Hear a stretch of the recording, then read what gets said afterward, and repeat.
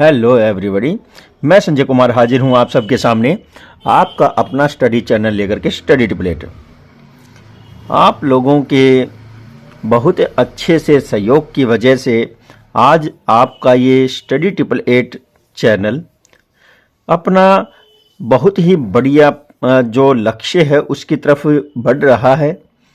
बहुत ही ज़्यादा लोगों के द्वारा सराहा जाता है। जितने भी स्टूडेंट इस चैनल से जुड़े हुए हैं सबका मोटिव एक ही होता है कि किसी भी तरह से एक सक्सेस लाइफ जी जाए। आप लोगों के सक्सेस लाइफ का एक ही राज है और वो आपका है स्टडी टिपलेट के साथ स्टडी करते रहना। तो बहुत ही ज़्यादा समय से हम 10th 9th और फिर जीके की वीडियोस अपलोड कर रहे थे।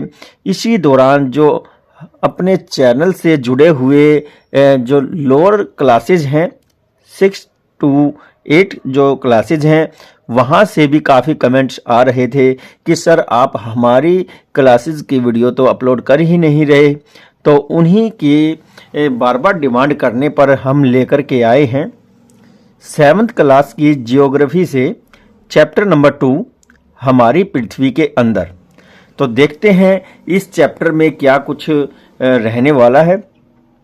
बहुत ही बढ़िया ये चैप्टर है। इससे हमें अपनी पृथ्वी के विषय में और पृथ्वी की अंदरूनी जो बनावट है उसके विषय में जानने को मिलेगा।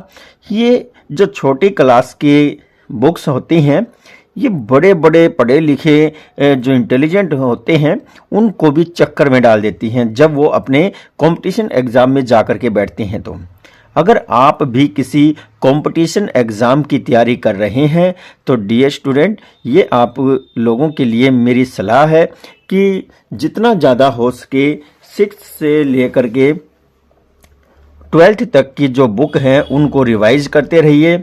और विशेष तौर से आप लोगों के लिए तो मैं यही सलाह दूंगा कि चाहे आप किसी भी स्ट्रीम से पढ़े हों, क्या आपने सब्जेक्ट लिया है, लेकिन ज़्यादातर क्वेश्चन आपके एसएस से ही संबंधित आते हैं।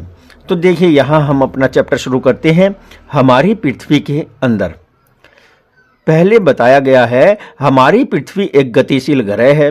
ये बात बिल्कुल ठीक है कि हमारी पृथ्वी अपने ही अक्ष पर घूम भी रही है और दूसरा वो सूर्य के चक्कर भी लगा रही है। तो इसलिए हमारी पृथ्वी गतिशील ग्रह है।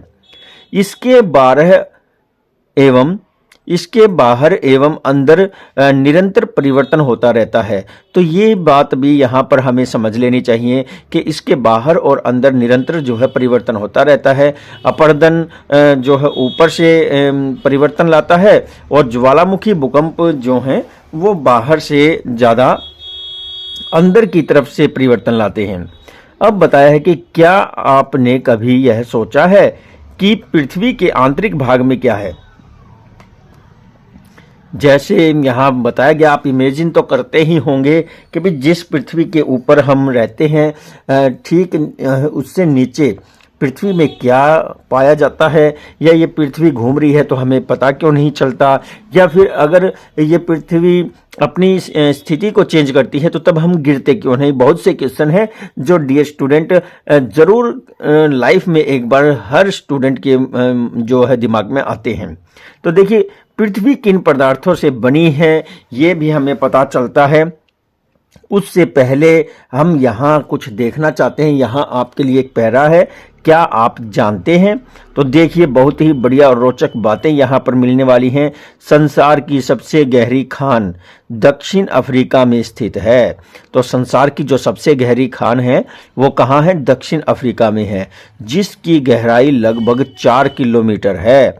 तेल की खोज में इंजीनियर इसे 6 किलोमीटर गहराई तक खोद चुके हैं और ये जो 4 किलोमीटर गहरी खान है इसको 6 किलोमीटर तक खोद चुके हैं इंजीनियर। किसके लिए? तेल की खोज में। आगे देखिए पृथ्वी के केंद्र तक पहुंचने के लिए जो बिल्कुल भी संभव नहीं है। तो यहाँ खुद ही बताया गया है आपके बुक के माध्यम से कि पृथ्वी के केंद्र तक पहुँचने के लिए, जो बिल्कुल भी संभव नहीं है, क्योंकि प्रत्येक जो भी धातु है या और जिस भी साधन से पृथ्वी के अंदर तक जाने का प्रयास किया जाता है वो रास्ते में ही जवाब दिए जाते हैं। और पृथ्वी का क्रोध तो है ही इतना धधकता हुआ ज्वाला का कुआं। तो ज्वाला का कुआं यानी कि यहाँ से ज्वालामुखी चलता है और मैग्मा बाहर निकलता है। तो बताया गया है आपको समुद्र की सतह पर 6000 किलोमीटर गहराई तक खुदाई करनी होगी।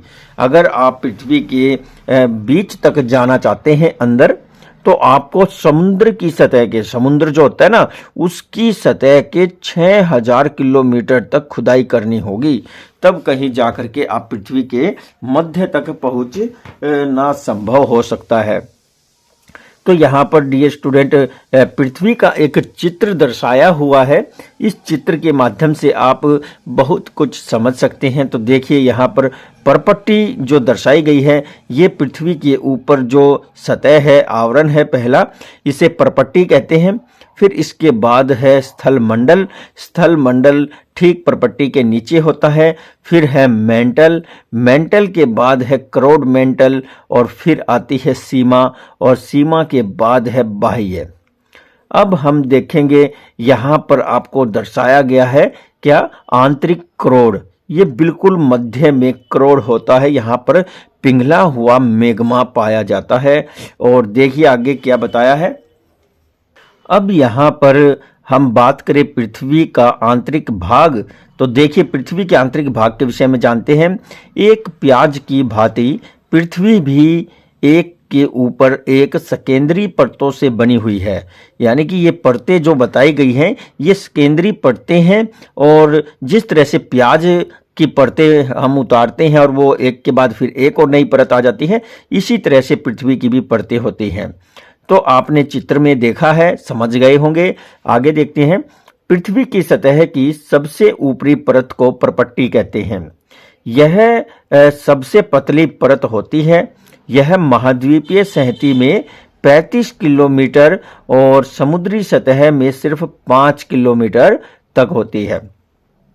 ये बताया कि जो स्थलीय भाग है, जो समुद्र से बाहर का भूमिगत भाग है, वहाँ तो इसकी मोटाई होती है 35 किलोमीटर। सहती बताया ना यहाँ पर, तो उसकी मोटाई 35 किलोमीटर होती है। और समुद्री सतह, समुद्र के अंदर जो जमीन है, सतह है, वहाँ से हम इसकी मोटाई देखें तो वो केवल 5 किलोमीटर तक होती है।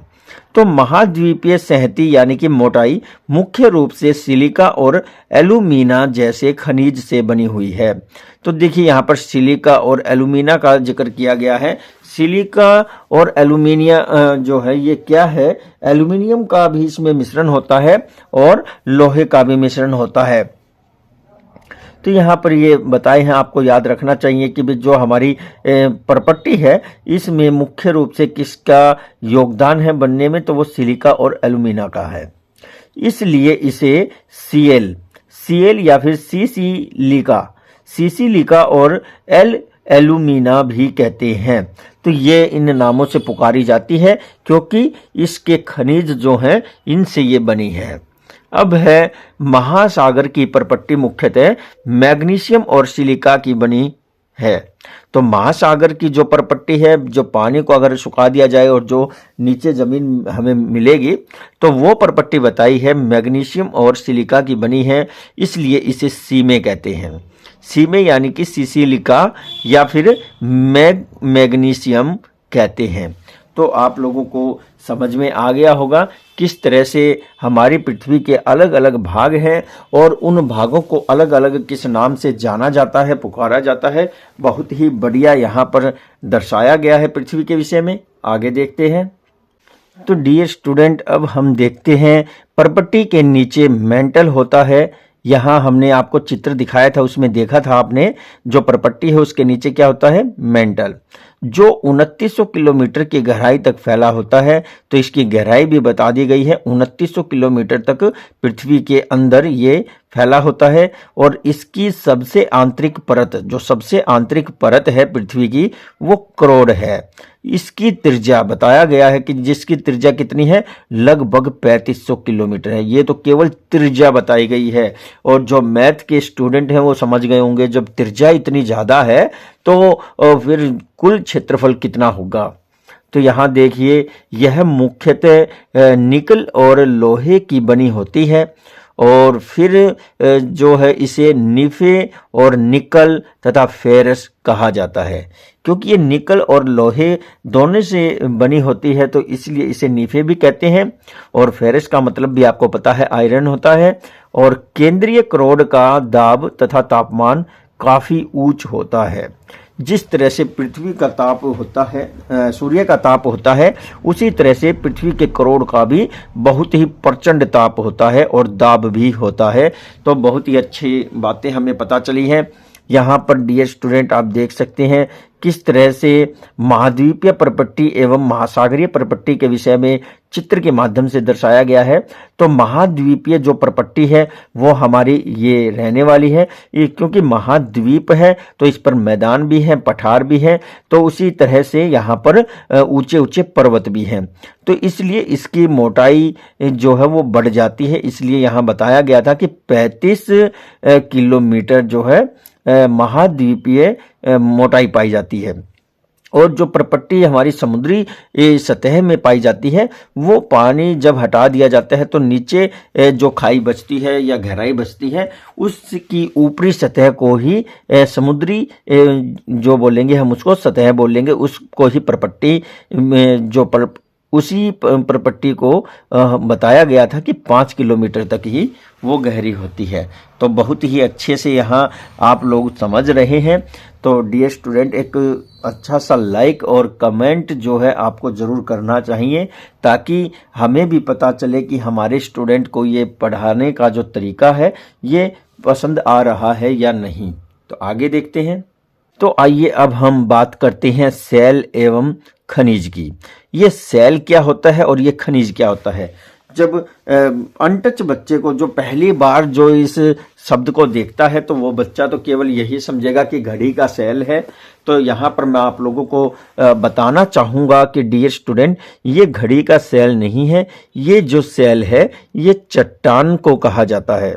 और खनिज तो आप समझते ही हैं कि पृथ्वी की सतह के नीचे जब खोदकर जो समरूप पदार्थ निकाले जाते हैं, जिनका इस्तेमाल हम अपने लिए मूल्यवान वस्तुएं बनाने और अपने उपयोग में करते हैं, वो हमारे लिए खनिज होते हैं।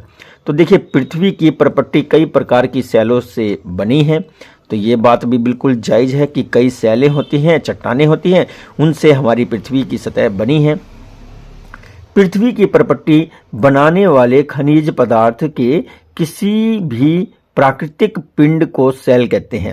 अब देखिए, इसने बिल्कुल साधारण शब्दों में बताया है कि पृथ्वी की जो ऊपरी सतह है, जिसे हम परपट्टी कहते हैं, उसको बनाने वाले जो खनिज पदार्थ हैं और वो प्राकृतिक रूप से जब बने होते हैं पृथ्वी के ऊपरी सतह पर, तो उसी को ही सेल कहते हैं। अब देखिए, सेल विभिन्न आकार, रंग और गठन की हो सकती हैं। अब ये जो सेल हैं, चट्टानें हैं, ये विभिन्न आकार की होती हैं, गठन की होती हैं, रंग की भी अलग अलग पाई जाती हैं। आप देखेंगे कि भाई गुजरात, महाराष्ट्र, मध्य प्रदेश की तरफ जाएंगे तो वहाँ आपको काले रंग की मिलेगी। राजस्थान की तरफ जाएंगे तो आपको काले और सफ़ेद और लाल रंग की मिलेंगी। तो अलग अलग जगहों पर, हिमालय में जाएंगे तो वहाँ भी विभिन्न तरह की सेलें पाई जाती हैं। सेल मुख्य रूप से 3 प्रकार की होती हैं, ये बताया गया है। मुख्य रूप से बनावट के आधार पर बताया है, उनका निर्माण कैसे होता है उसी से ही हमें पता चलता है कि ये कितने प्रकार की होती है। तो बताया कि 3 प्रकार की होती है। नंबर 1, आग्नेय। आग्नेय को इंग्लिश में बोलेंगे इग्नियस सेल। तो इग्नियस सेल यानी कि आग्नेय, ये प्राथमिक चट्टानें भी कही जाती हैं। अब देखते हैं नंबर 2, अवसादी चट्टानें। अवसादी चट्टानों को हिंदी में अवसादी ही कहते हैं और इंग्लिश में सेडिमेंट्री कहते हैं। तो ये भी आपको समझ में आ गई होंगी। तो डियर स्टूडेंट, तीनों सेलों में ये अवसादी जो चट्टान है ये केवल और केवल नदी के द्वारा किए गए अपरदन से ही बनती है, पानी के अपरदन से बनती है। और तीसरी हम देखते हैं कायंत्रित यानी कि मेटामॉर्फिक सेल। तो ये आपको याद रखनी है, 3 प्रकार की जो सेल हैं, आगन्य सेल, अवसादी सेल और कायंत्रित सेल।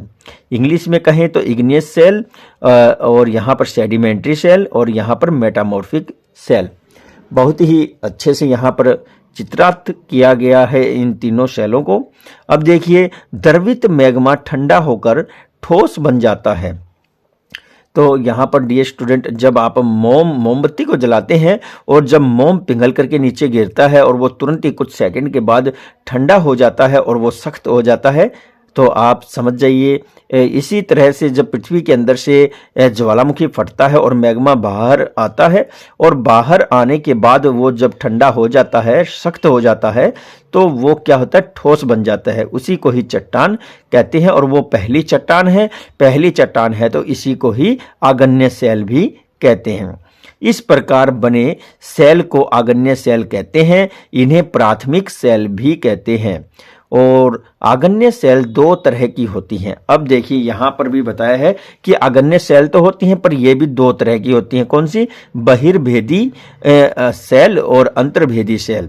अब नाम से ही समझ जाना चाहिए भाई, ज्वालामुखी से मैग्मा आ रहा था तो जो बाहर आकर के जम गया वो तो बन गया आगन्य सेल, और जो बाहर आने से पहले ही पृथ्वी की ऊपरी सतह के नीचे ही बीच में कहीं दरारों में जाकर के जम जाता है, इस तरह की जो सेलें बनती हैं इनके नाम हम जानते हैं। तो उनमें ही है बहिर्भेदी सेल और अंतर्भेदी सेल। तो देखते हैं इनके विषय में। अब देखिए यहाँ पर, क्या आप ज्वालामुखी से निकलने वाले लावा की कल्पना कर सकते हैं? तो यहाँ पर कल्पना तो हम कर ही सकते हैं, ज्वालामुखी से किस प्रकार लावा निकलता होगा।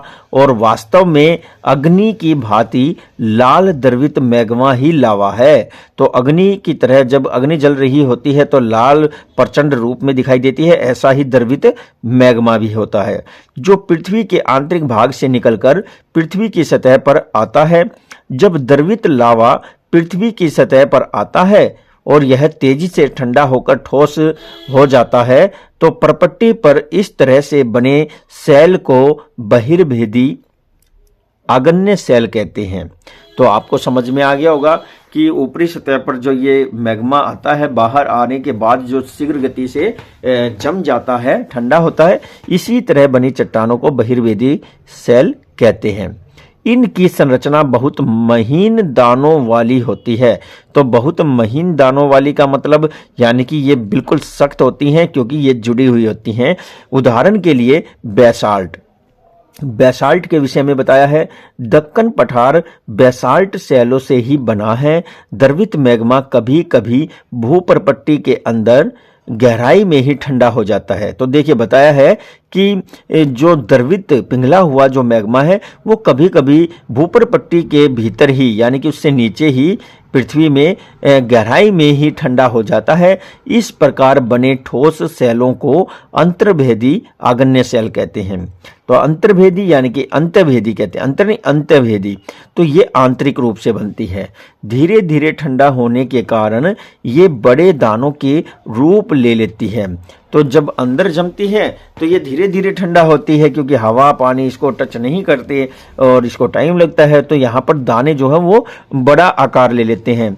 उदाहरण के लिए ग्रेनाइट, मसालों या लेई तथा दाने का चूर्ण बनाने के लिए जिन अपघर्षण पत्थरों का इस्तेमाल किया जाता है वे ग्रेनाइट के बने होते हैं। तो आप समझ गए होंगे ग्रेनाइट कितना सख्त होता है। और ये मसाले लेई तथा दानों का चूर्ण जब बनाया जाता है, पीसा जाता है उनको, तो उनके लिए जो पत्थर इस्तेमाल किया जाता है वो ग्रेनाइट से बने होते हैं। तो डियर स्टूडेंट, बहुत ही बढ़िया जानकारी है आप लोगों के लिए। ध्यान से इस वीडियो को 2 से 3 बार जरूर सुने। तो देखिए आगे यहाँ पर एक पैरे में आया है, क्या आप जानते हैं? कुछ रोचक बातें और जानने को मिलेंगी। तो यहाँ बताया है, पृथ्वी के आयतन का सिर्फ 0.5% हिस्सा ही परपट्टी है। इसने कहा है कि पृथ्वी का जो कुल आयतन है उसका 0.5% हिस्सा ही परपट्टी है, 16% मेंटल है और 83% हिस्सा करोड़ है। तो ये आप लोग समझ लीजिए, 83% हिस्सा जो है पृथ्वी का वो करोड़ है। पृथ्वी की त्रिज्या 6371 किलोमीटर है, 6371 किलोमीटर। ये क्या है? त्रिज्या है। तो यहाँ पर बहुत ही बढ़िया आप लोगों के लिए नॉलेज रहने वाली है। नेक्स्ट यहाँ बताया है सेल चटक कर, लुढ़क कर और एक दूसरे से टकरा कर। देखिए अब इसके टूटने के विषय में बताया गया कैसे ये अवसाद बनता है। सेल चटक कर, चटकती कब है? अपक्षय की वजह से। लुढ़क कर, जब वो टूटकर नीचे गिरती है, लुढ़क कर। तथा एक दूसरे से टकराकर, जब वो टकराती हैं तो छोटे छोटे टुकड़ों में टूट जाती है। इन छोटे कणों को अवसाद कहते हैं। अवसाद कहते हैं यानी कि हम इसको हमारी साधारण भाषा में मलबा भी बोलते हैं। ये अवसाद जल, हवा आदि के द्वारा एक जगह से दूसरी जगह पर पहुंचाकर जमा कर दिए जाते हैं। जब जल बहाकर ले जाता है, जहां भी जल ठहरता है वहां इनको गिरा देगा, और तीव्र गति से चलता है तो बहाता ले जाता है। इसी तरह से हवा है, जब मिट्टी को उड़ा रही है तो जहां भी अवरोध आएगा वहां मिट्टी को गिरा देगी। ये दृढ़ अवसाद दबकर तथा कठोर होकर सेल की परत बनाते हैं। ऐसी सेलों को अवसादी सेल कहते हैं। मैंने आपको कहा था कि अवसादी सेल के बनने की प्रक्रिया उन दोनों सेलों से अलग होगी। उदाहरण के लिए बलुआ पत्थर रेत के दानों से बनता है। इन सेलों में जानवरों, पौधों और अन्य सूक्ष्म जीवों जो कभी इन सेलों पर रहे हैं के जीवाश्म भी हो सकते हैं। तो कहा है कि जीवाश्म भी हो सकते हैं, इन जीवों के अंग भी हो सकते हैं, ये जीव भी दबे हुए हो सकते हैं, ये बताया गया है। बहुत ही बढ़िया नॉलेज यहाँ देखिए। इसीलिए इस सेल को क्या कहते हैं? जीवाश्म भी कहते हैं। जीवाश्म सेल किसे कहते हैं? अवसादी सेल को ही कहते हैं। तो यहाँ पर कुछ शब्द आए हैं। इग्नेस, लेटिन शब्द इग्नेस जिसका अर्थ है अग्नि। दूसरा है मेटामॉर्फिक।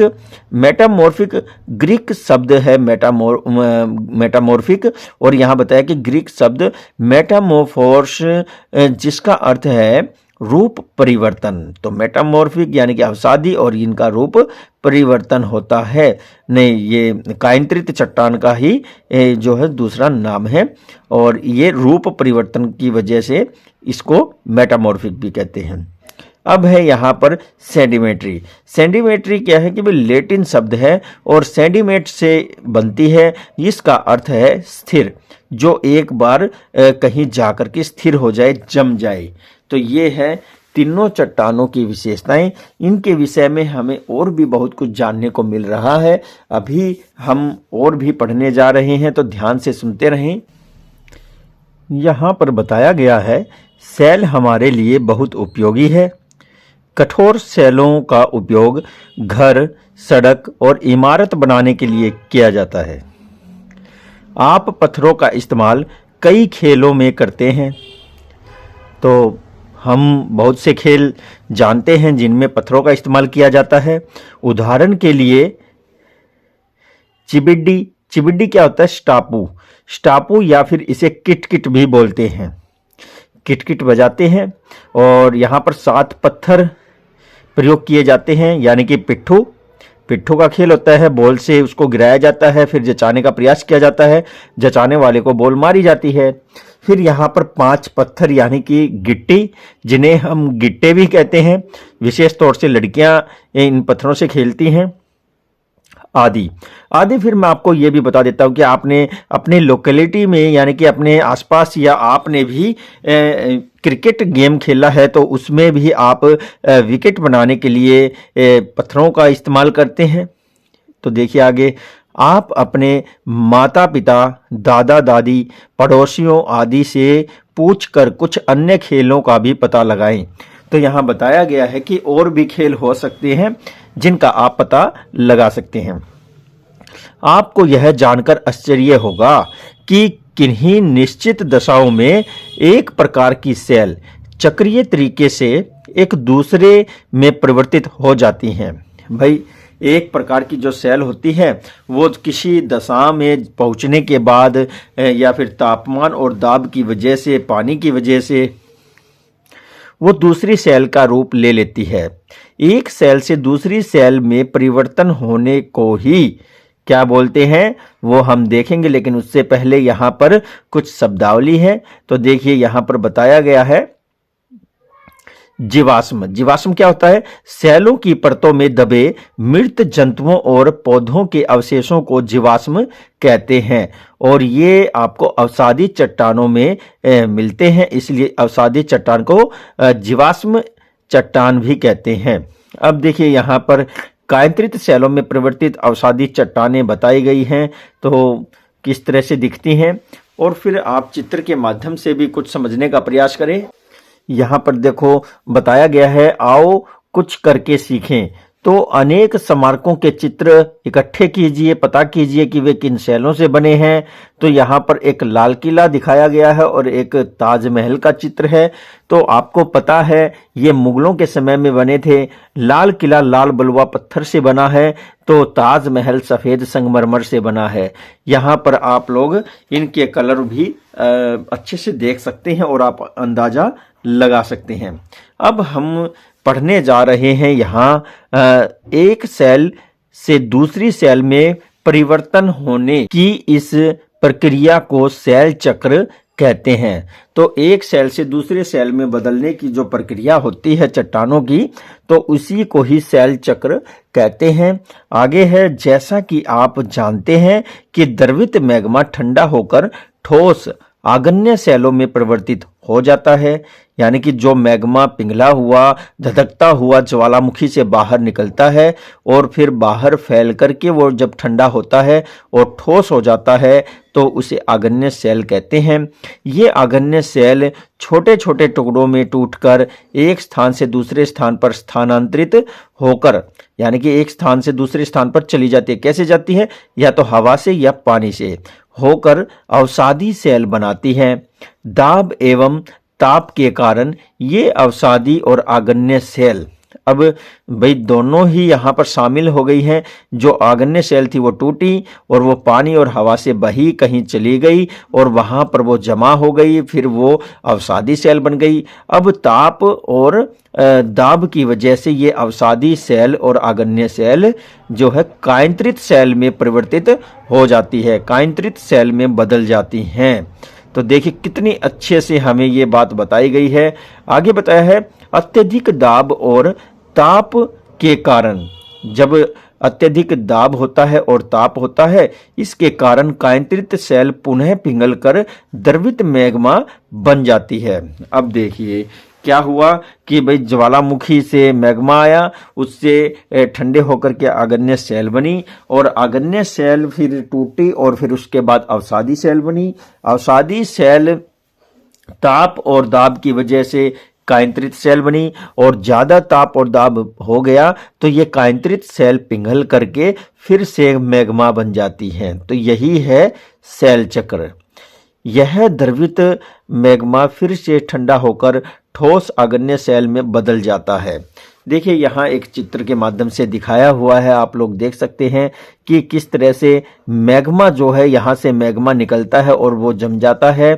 फिर उसके बाद आपको देखने को मिलेगा यहाँ पर आग्नेय सेल, कैसे यहाँ पर आग्नेय सेल बनी हुई है और फिर ये टूट जाती है, इस तरह से टुकड़ों में बट जाती है और फिर ये टुकड़े क्या होता है कि अवसाद में बदल जाते हैं, यानी कि अवसादी सेल बन जाती हैं और ये अवसादी सेल कायांतरित सेल बन जाती हैं। इनका रूप बदल जाता है ताप और दाब की वजह से, और जब ताप दाब बढ़ जाते हैं तो ये वापस मैग्मा बन जाता है। यहाँ बताया गया है, सेल विभिन्न खनिजों से बनी होती है। खनिज जो होते हैं ना, जो समरूप पदार्थ होते हैं जो जमीन से ही प्राप्त किए जाते हैं, उनको कहते हैं। तो सेल विभिन्न खनिजों से बनी होती है। खनिज, अवसाद, तलछट प्राकृतिक रूप में पाए जाने वाले पदार्थ हैं, तो देखिए बता दिया इसने, प्राकृतिक रूप से जो पाए जाते हैं वही जो है खनिज होते हैं, जिनका निश्चित रासायनिक मिश्रण एवं निश्चित भौतिक गुणधर्म होता है। खनिज मानव जाति के लिए बहुत महत्वपूर्ण हैं। कुछ खनिज ऐसे होते हैं जिनका इस्तेमाल हम और मूल्यवान वस्तुओं को बनाने में करते हैं। कुछ खनिज ऐसे होते हैं जिनका प्रयोग हम खाने में भी करते हैं। कुछ खनिज ऐसे होते हैं जो इस्तेमाल करने के बाद हमें सुविधाएं प्राप्त होती हैं, जैसे कि पेट्रोलियम है, मट्टी तेल है, और फिर उसके बाद जो खनिज आप खाते हैं जैसे नमक खाते हैं, तो बहुत ही ज़्यादा उपयोगी होते हैं खनिज हमारे लिए। कुछ खनिजों का उपयोग ईंधन की तरह होता है, जैसे प्राकृतिक गैस है, कोयला है और पेट्रोलियम है। इनका उपयोग उद्योगों, उर्वरक और औषधि में भी होता है, जैसे लोहा, सोना, एल्यूमीनियम, यूरेनियम आदि। बहुत ही बढ़िया यहाँ पर आपको एग्जाम्पल भी दिए गए हैं और इनके विषय में आपको हमेशा याद रखना है। आओ कुछ करके सीखे में बताया गया है आपके राज्य में कौन से खनिज पाए जाते हैं, और अपनी कक्षा में दिखाने के लिए कुछ नमूने इकट्ठे कीजिए। तो यहाँ पर हर राज्य की एक अपनी विशेषता होती है खनिजों को लेकर के, तो आप लोगों को भी देखना है, पता लगाना है कि आपके स्टेट में कौन से खनिज पाए जाते हैं। बहुत सी विशेषताएं निकल करके आएंगी और आपको याद करने में, लर्न करने में बहुत ही ज़्यादा मदद मिलने वाली है। अब यहाँ पर अभ्यास के प्रश्न आए हुए हैं, और डियर स्टूडेंट, आप लोगों के लिए जो हमने पहले बताया था कि बहुत ही मोस्ट इम्पॉर्टेंट ये चैप्टर रहने वाला है, फिर से आपको इस चैप्टर में अब तक आपने जो कुछ पढ़ा है वो इन क्वेश्चन के माध्यम से आप लोगों को अच्छे से रिवाइज होने वाला है, और इस रिवीजन के साथ ही आपको लगभग 70 से 80% ये चैप्टर क्लियर हो जाएगा। और जब आप दूसरी बार इस वीडियो को देखेंगे, सुनेंगे, तो 100% आपको लाइफ टाइम के लिए ये जो चैप्टर है ये आपको कंप्लीट याद हो जाएगा। तो आइए हम देखते हैं यहाँ पर अभ्यास का जो प्रश्न है, पृथ्वी की 3 परतें क्या हैं। तो 3 परतों के विषय में पूछा है। तो पृथ्वी की 3 परतें निम्नलिखित हैं।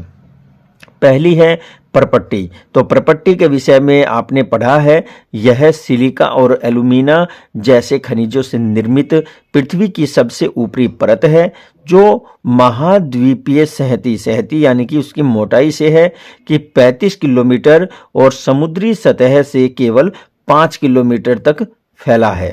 तो बहुत ही यहाँ पर आप लोगों के लिए फिर से रिवाइज हो गया है और ये आपको याद रखना है। दूसरी जो परत है वो है मेंटल, और मेंटल की विशेषता क्या रहती है कि परपट्टी के नीचे स्थित परत को मेंटल कहते हैं, इसी नाम से जाना जाता है इसको, और ये 2900 किलोमीटर तक फैली होती है। इसकी गहराई और मोटाई बताई गई है, तो वो है 2900 किलोमीटर तक। कौन सी परत है ये? दूसरी, है ना। पहली परपट्टी, फिर दूसरी मेटल, और तीसरी है करोड़। तो करोड़ की विशेषता क्या रहती है, हम इसके विषय में जानते हैं। तो करोड़ क्या कहते हैं कि भाई यह पृथ्वी की सबसे आंतरिक परत है, और जिसकी त्रिज्या बताई है यहाँ पर लगभग 3500 किलोमीटर है। निकल तथा लोहे से निर्मित होने के कारण इसे निफे भी कहा जाता है, तो इसीलिए इसे निफे भी कहते हैं। डियर स्टूडेंट, अब यहाँ पर देखिए सेल के विषय में आया है। सेल क्या है? पृथ्वी की परतें बनाने वाले खनिज पदार्थों की या पदार्थों के किसी भी प्राकृतिक पिंड को सेल कहा जाता है। समझ में आ गया होगा आप लोगों को कि पृथ्वी की जो परतें बनाने का कार्य करते हैं, जो खनिज बनाते हैं इन परतों को, तो इन्हीं पिंडों को ही जो है सेल कहते हैं। ये विभिन्न आकार और रंगों तथा गठन के हो सकते हैं। अब यहाँ पर 3 प्रकार की सेलों के नाम पूछे गए हैं, और ये तो बिल्कुल इजी रहने वाला है। देखिए 3 प्रकार की सेलें कौन सी हैं। नंबर 1 आग्नेय सेल, इसको इग्नेस सेल भी कहते हैं। दूसरी है अवसादी सेल, इसको सेडिमेंट्री सेल भी कहते हैं। और ये है कायंत्रित सेल, इसको मेटामॉर्फिक सेल भी कहते हैं। और फिर इसके बाद नेक्स्ट क्वेश्चन है बहिर्भेदी और अंतर्भेदी सेल का निर्माण कैसे होता है। ये हमने पढ़ा था, जाना था, समझा था किस तरह से लावा जब बाहर आकर के जमता है तो कौन सी चट्टान का निर्माण होता है, और जब लावा अंदर ही जम जाता है तो तब कौन सी चट्टान का निर्माण होता है, ऐसा हमने पढ़ा था। तो आइए हम इसको रिमाइंड करते हैं। तो देखिए, बहिर्वेदी सेल के विषय में, पृथ्वी के आंतरिक भाग से निकलने वाले लावे के सतह पर ठोस रूप से जमने पर बहिर्वेदी जो सेल होती है उसका निर्माण होता है। बेसाल्ट बहिर्वेदी सेल का एक उदाहरण है। अगला है अंतर्भेदी सेल। तो द्रवित यानी कि पिघला हुआ, द्रवित का मतलब है पिघला हुआ। द्रवित मैग्मा के भूपर पट्टी के गहराई में जाकर ठंडा होने से बनी सेलें अंतर्भेदी सेल कहलाती हैं। ग्रेनाइट इन सेलों का एक प्रमुख उदाहरण है। जो अंदर ही जम जाती हैं वो ग्रेनाइट इसका अच्छा उदाहरण है। नेक्स्ट क्वेश्चन है, सेल चक्र से आप क्या समझते हैं?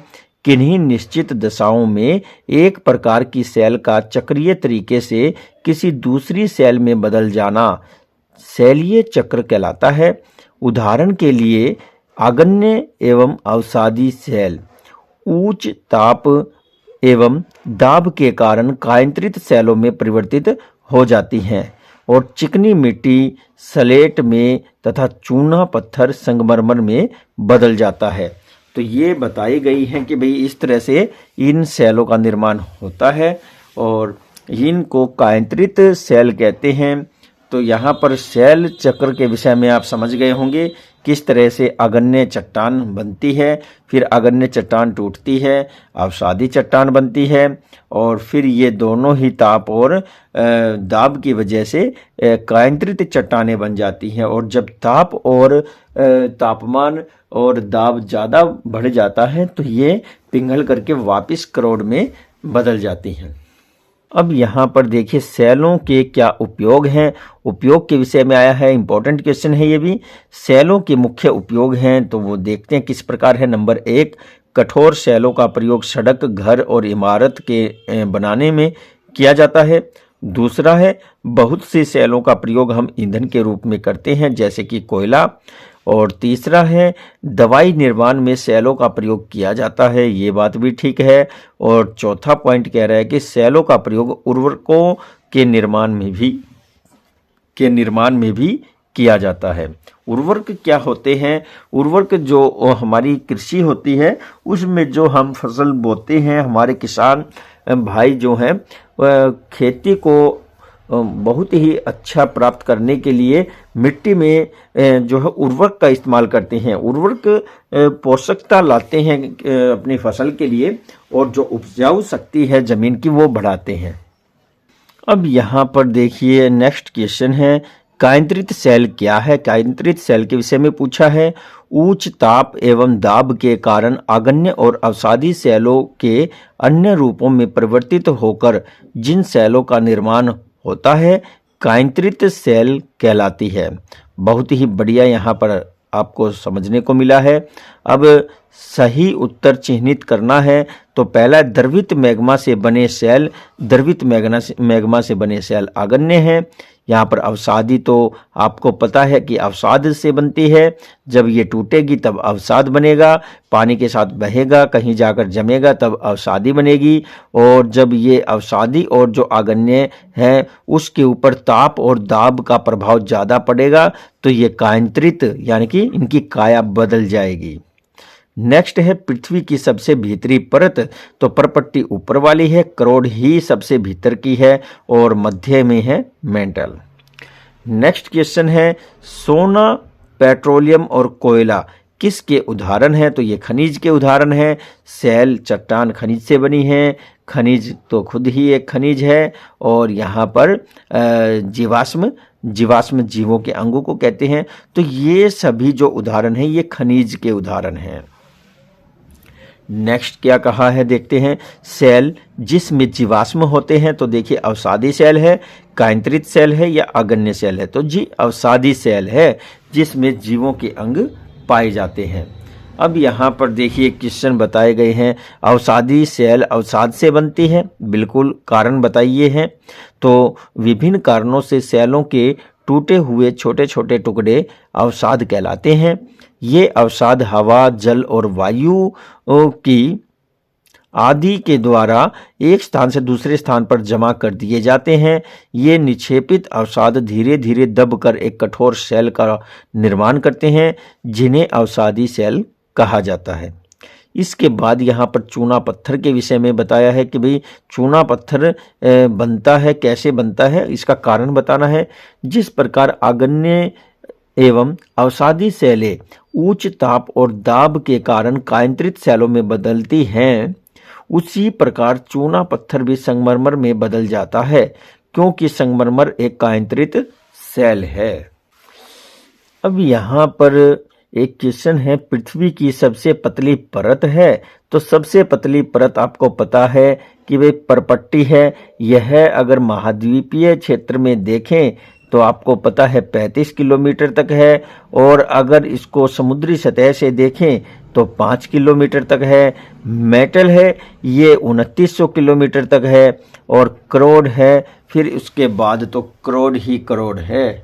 और आगे देखिए और भी बहुत कुछ जानकारियां हमें मिलने वाली है। इधर देखिए कुछ वस्तुओं का उपयोग कर किए गए हैं और खनिज बनाए गए हैं। देखिए निम्न वस्तुओं में उपयोग किए गए खनिजों की पहचान करें तो कढ़ाई है, लोहे पीतल की बनती है, आभूषण है सोने चांदी के बनते हैं। फिर यहाँ पर तवा है, ये लोहे का बनता है। यहाँ पर जो बैल होती है ना, जो मंदिर में बजाई जाती है घंटी, तो ये तांबे की और पीतल की इनकी बनी होती है। लोहा हथौड़े में इस्तेमाल होता है, और ये दीप जलाने का ये पीतल का बनता है। तो यहाँ पर धातुओं की पहचान हम कर सकते हैं। तो देखिए कढ़ाई पूछा है तो लोहा, तवा है तो लोहा तांबा दोनों से बनती है, और फिर घंटी है तो लोहा तांबा दोनों से बनता है। और जो यहाँ पर आभूषण है सोने चांदी के हो गए, दीप है तो ये तांबा और कांसा का हो गया, हथौड़ा है लोहे का हो गया। बिल्कुल इजी है ये। और विभिन्न खनिजों से बने कुछ अन्य वस्तुओं के चित्र बनाइए तो अंगूठी सोने चांदी, और बिजली के तार तांबा एल्यूमिनियम, और बाल्टी लोहा तथा एल्यूमिनियम। इसी तरह से यहाँ पर निम्नलिखित स्तंभों को मिलाकर सही जोड़े बनाइए तो करोड़ है। तो करोड़ का आपको मिलान किससे करना है, आपको पता है कि सबसे भीतरी जो परत है वो यहाँ पर इसका आंसर रहने वाला है। फिर इसके बाद है खनिज, और खनिज के लिए अगर हम आपसे वार्तालाप करें तो वो आ जाएगा इसका एक निश्चित रासायनिक मिश्रण होता है, तो ये इसका आंसर हो जाएगा। फिर सेल है, और सेल के विषय में हम क्या मिलान करेंगे तो वो इसका आंसर बनने वाला है, सड़क एवं इमारत बनाने के लिए उपयोग होता है। अब चिकनी मिट्टी है तो स्लेट में बदल जाएगी। फिर इसके बाद सीएल है, तो सीएल क्या है, ये सीएल सिलिका और एल्यूमिना से बनता है। तो बिल्कुल ही इजी है, मैच भी आप लोगों के लिए यहाँ पर। और नेक्स्ट हम देखते हैं, ये देखिए बताया गया है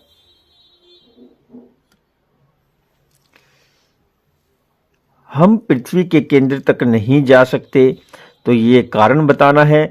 हमें पृथ्वी के केंद्र तक जाने के लिए समुद्र की सतह को कहा है जिस पर हम रहते हैं, जमीन पर उसको नहीं कहा।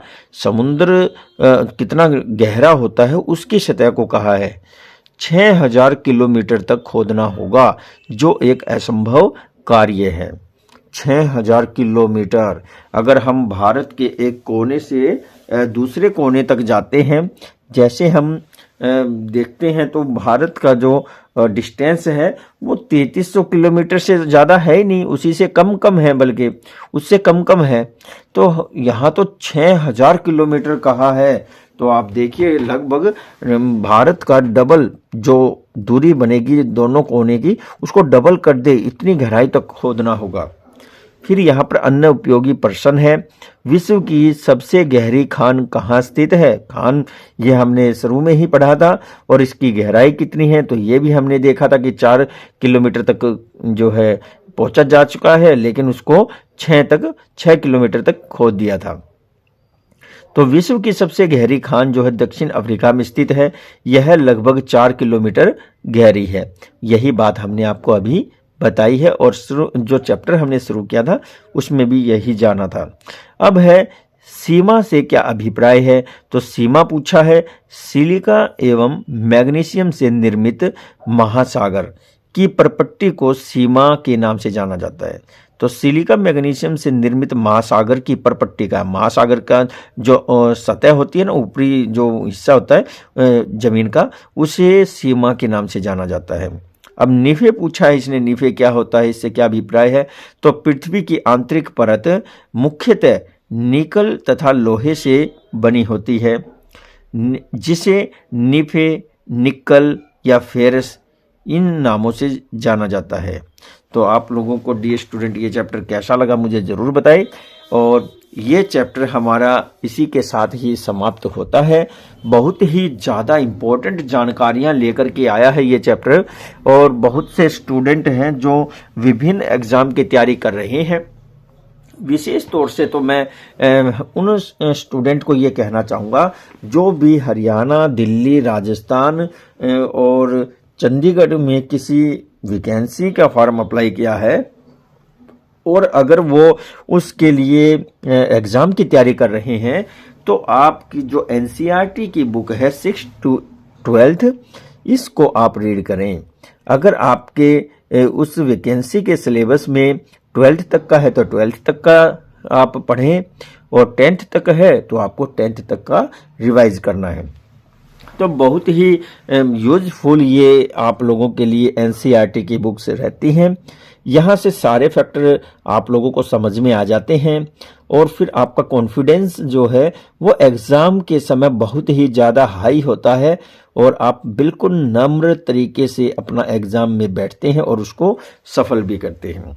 और अब आपकी जो परीक्षाएं हैं, जो वार्षिक परीक्षाएं जिन्हें हम कहते हैं, जो मार्च में गठित की जाती हैं, वो आपके बिल्कुल नज़दीक आ गई हैं। तो डियर स्टूडेंट, इन वीडियोस को जब भी आपको टाइम लगे 1 से 2 बार जरूर देखें, सुने, समझें, और फिर उसके बाद भी आप इनको रिपीट करते रहें, ताकि आप एग्ज़ाम में भी बहुत अच्छा प्रदर्शन कर सके और आप अपनी लाइफ में भी बहुत ज़्यादा आगे बढ़ सकें। फिर इसके बाद हम आपको बताने जा रहे हैं कि डियर स्टूडेंट, आप लोग एक टाइम टेबल बना करके ज़रूर उसको इम्प्लीमेंट करें। आपको कितनी देर पढ़ना है, किस सब्जेक्ट को कितना समय देना है। प्रत्येक सब्जेक्ट आपकी लाइफ में काम आने वाला है। किसी एक सब्जेक्ट को लेकर बैठे रहने से आप किसी भी कंपटीशन एग्ज़ाम के 90 नंबर को खो देंगे।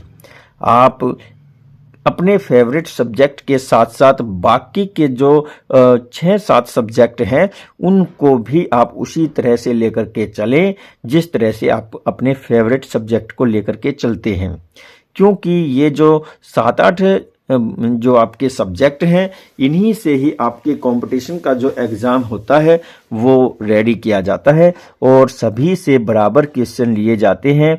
बस एसएस जीके का थोड़ा इसलिए बढ़ जाता है क्योंकि इसमें करंट अफेयर भी आ जाता है, जीके भी आ जाती है और बहुत ही ज़्यादा सॉलिड होता है ये जो क्षेत्र है। यहाँ से हमारी कट ऑफ जो होती हैं वो अप डाउन होती रहती हैं। वैकेंसीज निकली हुई हैं, भर्तियों का दौर जारी है, चुनाव नज़दीक हैं, इसलिए सरकार भी ज़्यादा से ज़्यादा वैकेंसीज निकाल रही है और आप लोगों के लिए बहुत ही बढ़िया मौका है। देखिए, हमारी रेलवे ने भी लगभग 1.5 लाख के करीब वैकेंसीज निकाली हुई हैं। चंडीगढ़ जो नगर निगम है उसके द्वारा भी वैकेंसीज निकली हुई हैं। हरियाणा में भी लगभग 65,000 भर्तियां जिन पर प्रक्रिया जारी है और टेस्ट उनके चल रहे हैं। इसी तरह से राजस्थान में भी वैकेंसीज आ रही हैं। दिल्ली जो हमारी राजधानी है इसमें भी काफ़ी मात्रा में वैकेंसीज आ रही हैं और फिर इसके साथ साथ बहुत से और भी क्षेत्र हैं, आर्मी है, वहाँ से भी वैकेंसीज निकल कर के आ रही है। अभी कुछ समय पहले नोटिफिकेशन जो रेलवे का आया है वो ये आया है कि अभी तो और भी वैकेंसीज वो अनाउंस करने जा रहे हैं। फिर इसके बाद आपकी नए सिरे से भर्तियां और शुरू हो जाएंगी। तो डियर स्टूडेंट, इन सभी की तैयारी करने वाले स्टूडेंट के लिए ये एनसीईआरटी की बुक्स बहुत ही ज़्यादा यूज़फुल होती हैं। बस आपको ये पढ़ते रहना है, साथ ही साथ आपको करंट अफेयर से भी टच में रहना है। और हरियाणा जीके तो हम आपको पहले भी प्रोवाइड करवा चुके हैं और जल्द ही बीच बीच में हम आपको हरियाणा जीके की और भी अच्छी सी जो वीडियोज़ हैं वो प्रोवाइड करवाते रहेंगे। तो इस तरह से आप लोगों का हम सहयोग चाहेंगे। अगर आपको वीडियो अच्छी लगी है तो लाइक कमेंट शेयर ज़रूर करें और ज़्यादा से ज़्यादा लोगों तक इस चैनल को पहुंचाने का प्रयास ज़रूर करें। आप अपने चित परिचित दोस्तों के पास इस वीडियो के लिंक को ज़रूर शेयर करें। फिर आप हमें अपनी राय भी दे सकते हैं, कोई सुझाव हो तो वो भी बता सकते हैं। फिर आप किस तरह की वीडियो ज़्यादा पसंद करते हैं भाई वो भी आप बता सकते हैं। जल्द ही हम एक मैप की वीडियो और लेकर के आ रहे हैं जिससे आपको भारत के विषय में जानने में बहुत ही ज़्यादा मदद मिलने वाली है। फिर इसके बाद हम आप लोगों के लिए एक से बेहतरीन एक और भी वीडियो सीरीज लेकर के आएंगे और फिर स्पेशल वीडियो जो कंप्यूटर की है, साइंस की है, वो भी आपको प्रोवाइड करवाएंगे।